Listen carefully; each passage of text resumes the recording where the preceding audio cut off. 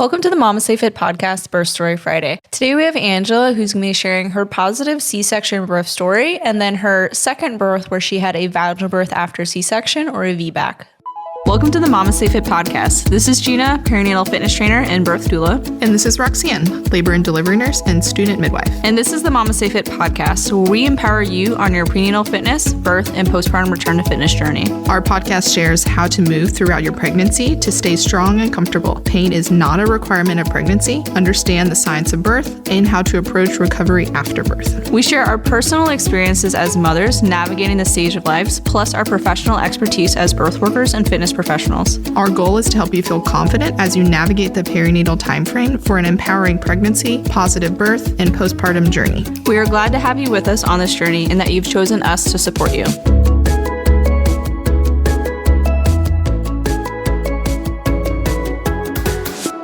In today's birth story, Angela does have a cesarean birth, and then she goes on to have a VBAC for her second birth or a vaginal birth after C-section. And she was really passionate about wanting to share her story because she had a positive C-section experience, and she wanted others to know that it is possible to have a good experience even with something that can be really scary, like a cesarean birth. And one of the things that she found to be really beneficial with her, and you'll hear it throughout her story, is she felt very informed on what was happening by her team. And so ways that we can help ourselves feel more informed on this potentially really scary experience is we can have conversations with our provider during our prenatal appointments on what could we expect if we needed a cesarean birth. So this is if you're not necessarily scheduling one yet, or maybe you have a labored C-section. If you already have an idea of what's going on, it could make your C-section a lot less scary because you're informed on like what to expect. What are some other tips that you have for folks, Rox, to feel more confident and empowered during their C-section? So C-sections can be a very scary thing, especially if they're not scheduled per se. So it's like kind of a sudden change in your birth plan. And I find that just asking questions. So like the more questions you kind of ask your nurses and express that, hey, like this is very scary for me. And I think that if there's ways that you can make it less scary, that would be really beneficial for me. So like asking, is there any way to like play certain music during the C-section? Is like, can somebody be there or will there be somebody there to kind of explain what is happening? If you're like a type of person who would like to know every step of the C-section, like, hey, they're cutting the skin now they're at the uterus, you're going to hear your baby cry soon. Also asking the team like, hey, I understand like this isn't every day, you do C-sections probably every day, but this is a special experience for me.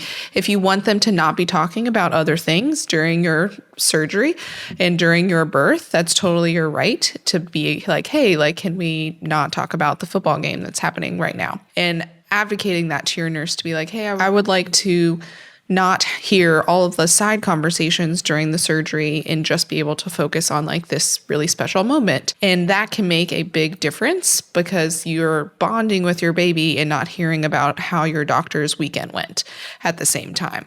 They're like kind of honoring this moment for you, not really talking about other things other than maybe potentially the actual surgery. Other things that we can do is we can educate ourselves on what the different options are during your birth to include a cesarean birth. And so we include that within our childbirth education course, where we have a whole section on C-section and different things that you can expect during a C-section, different things that you can do to prepare for a C-section, especially if you know that it's a scheduled one.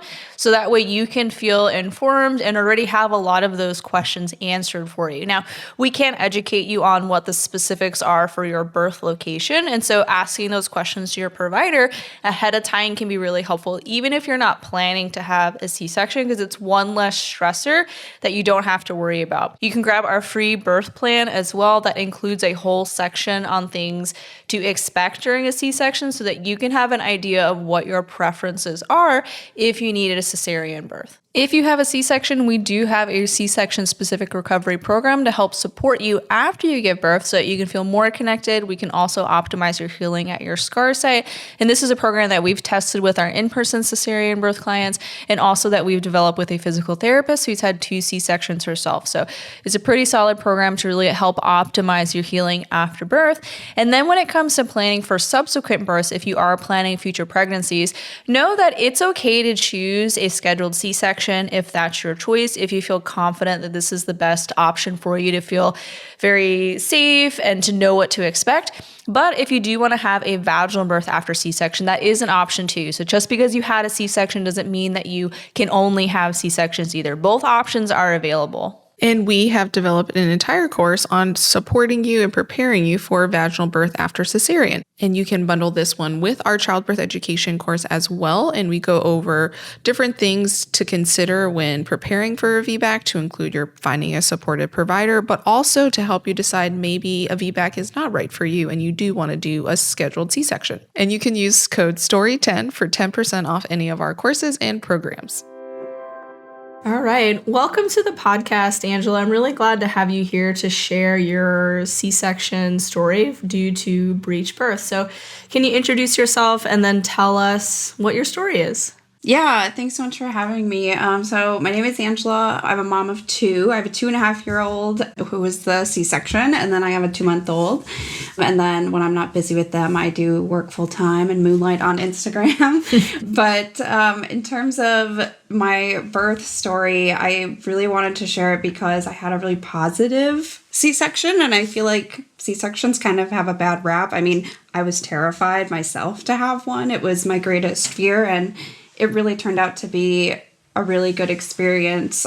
So I found out that my daughter was breech at my 36-week appointment, and we tried to flip her at 37 weeks. That's generally when practitioners will try and do the ECV procedure, and she didn't move. She didn't budge at all, and so we did go ahead and schedule a C-section, and I was pretty devastated. My husband was super supportive though, and it ended up, like I said, going really well. So I ended up scheduling her as early in the morning as I could, because you can't eat beforehand, and I wanted to be able to eat, and I also just kind of wanted to get it over with. And ironically, my doctor ended up being delayed that day. She was at another birth. So I had scheduled my C-section for 8 a.m. and she didn't get there until about 11. So I ended up just sitting in the triage area for quite a while. But I had a really good experience with the medical team at the hospital I delivered at. I had a dedicated nurse the entire time who she walked me through everything and was really there by my side, which was really nice. And then the team that was there, like the anesthesiologist and the other nurses, they were all really great. And they all came in, introduced themselves, and made sure that I understood what was going on, like what was the procedure, did I have any questions? So they all made sure they asked those questions of me.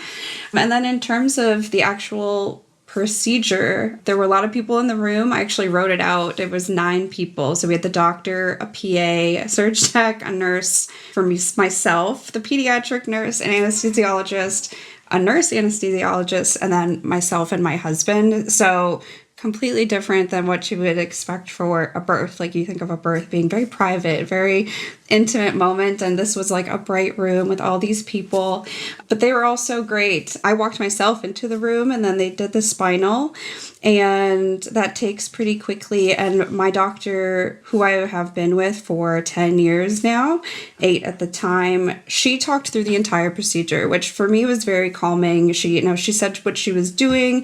She explained it as she was going, which is very much how she was in the office as well.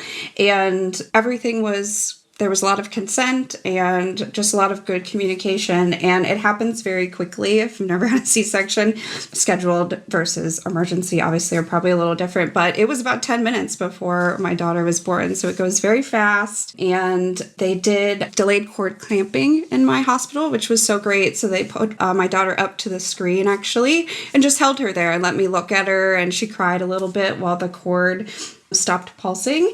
And then they brought her over to the warmer right away, which is a little bit different than a vaginal delivery where they put baby on the chest right away, and baby can sit on the chest usually for about an hour. But they took her away for just a few minutes while they took her vitals and her weight and all that stuff. And my husband was allowed to cut the cord. And then they brought her back over to me, and she was placed directly on my chest for skin to skin in the OR while the procedure was going on. So while they were sewing me up and all of that, which I have heard doesn't always happen. So I think something like that I would take away from that was be to ask your doctor if that's an option. They just put her right on my chest, skin to skin. She wasn't wrapped up or anything. And I just really appreciated that because we still got to enjoy that time in the OR together. And then, after that, we went to the post-op area, and my doctor, she actually did a little bit of an exam when she was doing the procedure, and she said that my placenta looked good and there was no reason to indicate why baby was breech, and I'd be a good candidate for VBAC in the future. So altogether, it was very fast and very comforting and went really well, and I was really happy with everything. I don't think I would want to do it again, but I was really happy with how it went. Did you do anything during your prenatal appointments to advocate for a lot of this stuff, or was this just like pretty standard for your medical team? So I didn't know a lot about, because this was my first pregnancy, I didn't even know what to do to prepare for either a vaginal delivery or a C-section. So when it got to the point of a C-section, I asked a lot of questions, and I actually asked multiple doctors because I had seen a few different providers in those last few weeks, and they all explained it to me, and they all were very consistent. So that made me feel a lot better.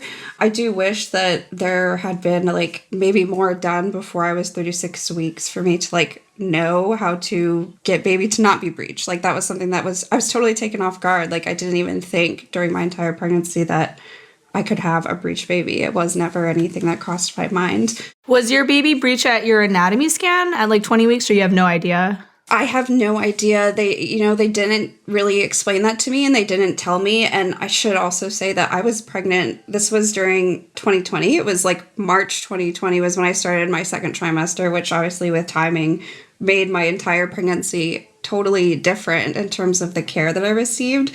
So I went to my 20-week anatomy scan alone. I didn't have my husband there, which was really unfortunate. And I didn't even have some doctor's appointments in the office. I didn't even think to ask those questions, and the education just wasn't going on at that point. I can totally sympathize with you. My second pregnancy was during the pandemic, and all my prenatal appointments got canceled. Yeah. Until I was 36 weeks, and I was like, who's going to check on my baby? So I feel you on that. Was there anything that was unexpected for you during your cesarean birth that you wish someone had told you about beforehand, or that you were surprised by to let other people know hey, when you have a C-section, this is something that you can expect that I was not aware of? I don't think there's anything about my C-section that I would change. And I want to recognize that because mine was elective, I wasn't laboring and there wasn't a need to get baby out quickly.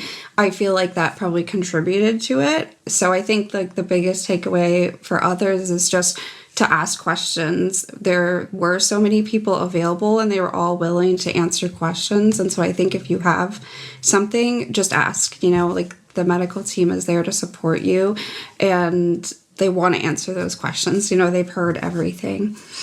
What advice do you have for others that may find out that their baby is breech? Yeah, so I definitely took a different approach with baby number 2, knowing that I'd had a previous breech delivery. So I did a lot of exercises to encourage baby to be head down. So I did a lot of inversions beginning at 20 weeks. And I think your Instagram account has a lot of really good exercises that I actually did for baby number 2. That's awesome.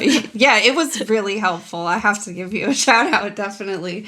So I would do those exercises. There is the breech baby course from Spinning Babies. I did do that when I was 32 weeks with baby number 2. And so I do think that helped. And that has a couple of different exercises that you can do depending on where you are in your pregnancy. And if you do get to that point, 36 weeks, 37 weeks, you can do breech vaginal deliveries. I didn't know that was even an option at the time. I don't know if it was because my provider doesn't do them. And also, again, the timing. I just didn't even think to try and find other medical care at the time. But that is something that you can probably get on Facebook and find out. I know that there are VBAC support Facebook groups in my area, and I feel like that would be a really good resource to see if you can find a provider that would do it if that's what you want. I think a C-section is also an option. I think a lot of people elect to do that. So if that works best for you, then that's also an option. So after you had your cesarean, you decided to have a vaginal birth after C-section, also known as a VBAC. Could you share kind of how you prepared for your VBAC after your first C-section and kind of how it went for you? Yeah, so I went into pregnancy number 2 totally different than the first one. I did a lot of my own research, a lot of education, even before I found out I was pregnant, because I knew I wanted to have a VBAC. So that was the very first thing I did. And I think that's probably the best thing I did, because I was able to make the most informed decisions for myself. So a couple things I did differently was I hired a doula. 100% recommend a doula, even if it's your first pregnancy and you're not sure like what to expect. She was so helpful and probably the only reason I was able to be successful. They know your birth plan inside and out, and she was really able to advocate for me at the right time during my labor without me even having to think about it. So that was so great. I did a lot of prenatal exercises this time around. So I've been weightlifting for 10 years, and my first pregnancy, I just lifted normally. And this time around, I did a lot more to encourage baby to be head down, a lot more to encourage baby to get into the birth canal. So a lot of hip opening exercises, and I did those from about 20 weeks on. And I also just made sure I had a really good communication with my doctor and like made sure that she knew what I wanted to do. And then we didn't actually see eye to eye, which I think a lot of people say to get a provider that's really supportive of having a VBAC. And she absolutely was, but she was a little bit hesitant on me not having an epidural. I think that would have made her more comfortable. I told her I didn't want to, and we just talked it through, and it ended up working out really well. So when it came time for the actual labor, I did have a membrane sweep. I had that done when I was 39 weeks and 6 days, and that was a 10 a.m. appointment, and I went back to the hospital about 8 p.m. that night, because I couldn't tell if my water had broken, and I was having some contractions, and I lived kind of far away from the hospital as well. And so they did admit me at 9 p.m. because my water had broken, and I was 3 centimeters, and everything was really calm. I was, on the way to the hospital, I called the doula. I said, don't go, we'll call you if we get admitted. And I was feeling really good. I was breathing through everything. They did have to put me on a monitor. That was just standard for the hospital, and they had wireless monitors, so I was totally fine with that. So between like 9 and 10 p.m., they were getting me set up on the monitor. I had an IV lock, which was standard. They didn't run anything, but it was kind of a just in case, and I was totally okay with that. I was actually in bed from that hour, from like 9 to 10 p.m., and my labor basically stopped. Like, I stopped having contractions. So I totally see why people don't labor in bed, because it pretty much made my contractions go away. So at 10 p.m., I was able to get out of bed after they put the monitor on me and started walking around. My doula got there. We started talking about positions that would be helpful for me to be able to get baby down on his own, and they told me they would let me labor all night without Pitocin. That was like the first thing I asked, since my water had already broken. At about 10:30, my water like completely ruptured. I could hear it and I felt it, and it went very fast from there. It was like 0 to 100, and it was very fast. I was not expecting it because I didn't labor the first time, so I had no idea what to expect. My doula was really great the whole time, but between 10:30 and 11:30, I went from 3 to 7 centimeters. And so she was doing a lot of counter pressure, and I tried the shower. I got to the point where I was really uncomfortable. I try not to use the word pain, but it was definitely up there in terms of being uncomfortable. And like I said, she knew everything that I wanted inside and out. And so she recommended that I come lay on the bed and see if I would do better with gas and air to calm down. And that absolutely helped a little bit. And then the nursing staff actually asked if I wanted a fentanyl, because I actually was I was in a lot of pain, and I did accept that because I felt like it was a little bit too late to get an epidural, and there's no way I would have been able to sit still at that point to even get one. And by 12:30, I was pushing, and I didn't want to push on my back. Like, I think, been really influenced by a lot of things I see on social media, and I was like, I don't want to be on my back. Like, I want to do all these positions. But when it came down to it, my doula, she saw that I was struggling through it, and she was like, it's okay if you want to be on your back, and it's okay if you want us to tell you how to push. Like, that's an okay thing if you want to do that. And I said yes, and I think he was born like 20 minutes later. So it was definitely the right decision to let them do that, even though I went in thinking, no, I shouldn't do this. But yeah, it went really fast, really hard, and totally different experience than the first time around. And I did get to have him put on my chest for about an hour, and he just laid there, and we looked at each other, and it was wonderful. So I was really happy. I would love to do a vaginal delivery again, but I do think I would get an epidural next time. Were there similarities between your C-section birth and your VBAC that you think both contributed towards a positive experience for you? I think staying with the medical team, like the doctor's office that I had and the hospital were the two most consistent things. And I had thought about changing providers during my pregnancy, but because of a few things that came up on my ultrasounds, I didn't ever do it. And I'm really glad I kind of followed like my instinct, and I stayed with my doctor's office and I stayed at the hospital. And those were the two most consistent things. I had, again, the most amazing nurses, and it wasn't my regular doctor that delivered him. It was whoever was on call, but she was great. And so that was that's what I would say would be the similarities between the two.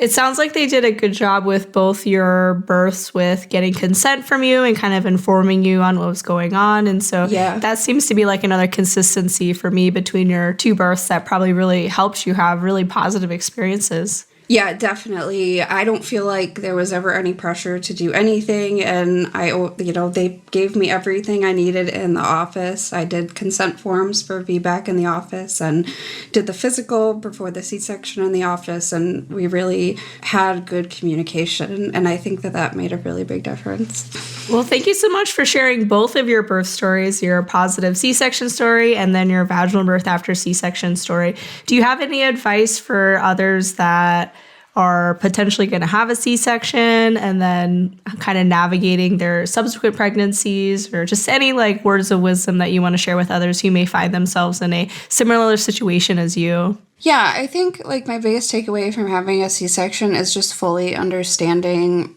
what can happen in subsequent pregnancies, because there were complications that could happen that I was not aware of. I think would be just do your own research and do a lot of self-education so that you feel empowered when you're making your decisions. Awesome. Well, thank you so much again for sharing both of your stories, and I hope everyone enjoys listening to them as well. Thank you.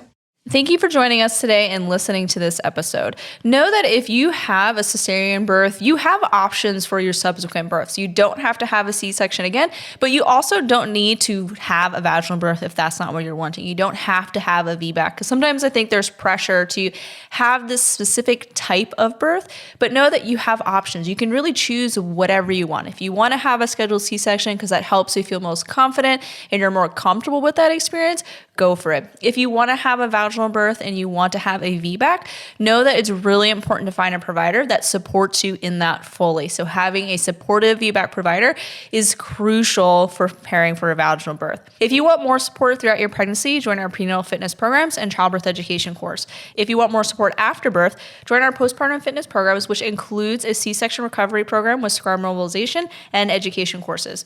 If you're a professional, we offer birth worker and fitness trainer courses so you can learn from us and earn CEUs. Explore all of our courses on our website at MamasteFit.com and use code STORY10 to save 10% off all of our programs. If you enjoyed this episode, please follow our podcast to be notified when we release new episodes. Leave a review and share with your friends. We release new episodes every Wednesday and new birth stories every Friday. The MamasteFit Birth Story Friday episodes are sponsored by Balbay, a perinatal clothing company that supports your pregnancy, birth, and beyond with expertly curated supportwear garments. Use code MamasteFit for 15% off your order.